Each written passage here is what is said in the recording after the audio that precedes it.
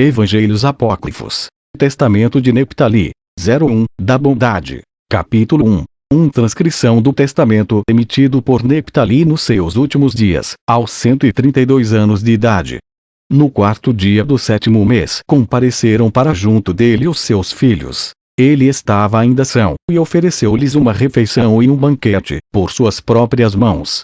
Ao levantar-se, na manhã seguinte, falou-lhes: Eu vou morrer. Eles porém não acreditaram. 2. Mas ele louvara a Deus, repetidamente, porque, após aquele festim do dia anterior, iria morrer. E principiou assim a falar aos seus filhos: Escutai, meus filhos, filhos de Neptali. Ouvi as palavras do vosso pai. Eu sou filho de Baila. Pois Raquel, procedendo ardilosamente, entregou a Jacó ao invés dela mesma. Assim Bala me engendrou, em lugar do ventre de Raquel. Por isso fui chamado Neptali.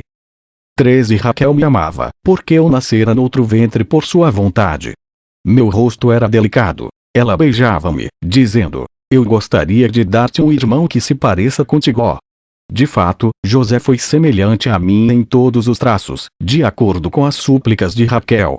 Portanto, Baila é minha mãe, filha de Roteu, um irmão de Débora, aia de Rebeca. Ela viera ao mundo no mesmo dia em que nasceu Raquel. 4. E Roteu era da descendência de Abraão, um caldeu, temente a Deus, livre e nobre.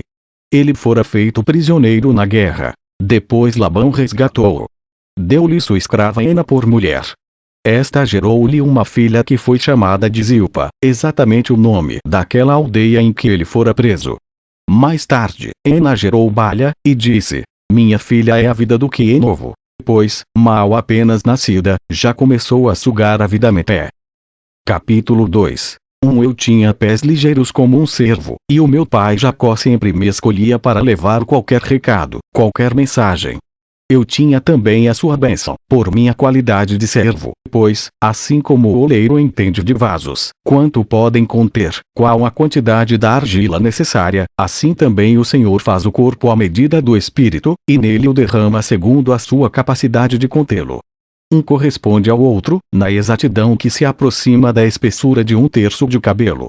Toda criatura é feita segundo medida, regra e peso.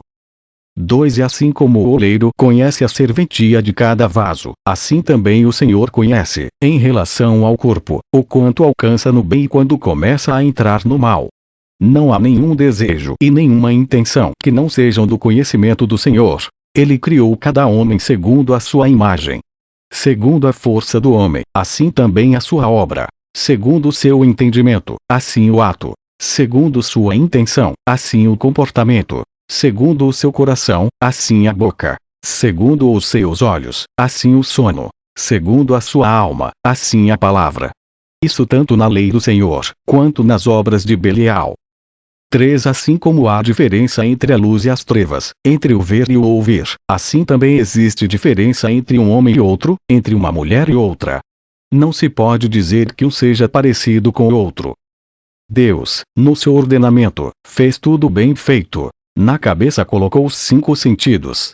Deu à cabeça o pescoço, cabelos por adorno, um coração para pensar, um ventre para expelir, um estômago para digerir, canais de ar para a respiração, um fígado para a ira, uma bile para o amargor, um baço para o riso, rins para a sutileza, coxas para a força, pulmões para abrir o alento, e quadris para a energia e outras coisas mais.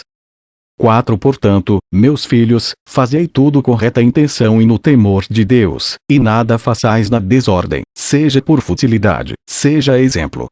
Pois, se disseres ao olho que escute, ele não conseguirá. Da mesma forma, não podereis, na escuridão, praticar as obras da luz. Capítulo 3. Não vos dediqueis a corromper as vossas obras pela cobiça de possuir, nem enganeis vossa alma mediante palavras fúteis. Se ficardes em silêncio, na pureza de coração, havereis de entender o quanto é bom permanecer fiel à vontade de Deus e repelir a vontade do demônio. O sol, a lua e as estrelas não alteram a sua ordem. Da mesma forma, vos não deveis alterar a lei divina, pela desordem dos vossos atos. Os pagãos, desencaminhados, abandonaram o Senhor e modificaram a sua ordem, obedeceram a pedras e a madeiras, seguindo os espíritos da sedução. 2 Vós, porém, meus filhos, não vos comporteis assim. Pelo firmamento, pela terra, pelo mar e por todas as criaturas, podeis reconhecer o Senhor, que tudo criou. Do contrário, sereis semelhantes a Sodoma, na perversão da natureza. Da mesma forma, os guardiões outrora subverteram a ordem da natureza. Por isto foram amaldiçoados por Deus pelo dilúvio, e por causa deles a terra ficou deserta de habitantes e de frutos. Capítulo 4. Isto eu digo, meus filhos, porque eu li nos livros do Enoque que vos também havereis de afastar-vos do Senhor, andar nos caminhos da impiedade dos pagãos, cometer todos os pecados de Sodoma. O Senhor vos mandará ao cativeiro. Lá devereis servir aos vossos inimigos, sereis mergulhados na opressão e na indigência, até serdes aniquilados pelo Senhor. 2 E quando fordes reduzidos a um pequeno número, vos convertereis e reconhecereis de novo o vosso Deus e Senhor. Ele vos devolverá uma vez mais a vossa terra, segundo a sua grande clemência. Mas, uma vez de volta à terra dos vossos pais, novamente esquecer-vos-eis do Senhor, para andar nos caminhos da impiedade. Após isso, o Senhor vos dispersará por toda a terra, até o dia em que virá a sua compaixão, um homem que cumprirá a justiça, perto e longe, e se mostrará misericordioso para com todos. Capítulo 5. Aos meus 40 anos de idade, tive uma visão, pelo lado do Oriente, sobre o Monte das Oliveiras, em Jerusalém. Lá estavam parados o sol e a lua. Então o pai do meu pai, Isaque, disse-nos: correi. Cada um os agarre segundo suas forças. Os que deles se apossarem, possuirão o sol e a lua. 2 Assim, todos nós corremos na direção da montanha, e Levi agarrou o sol, e antes dele Judá agarrou a lua. Em seguida, ambos foram levados para o alto, com o sol e a lua.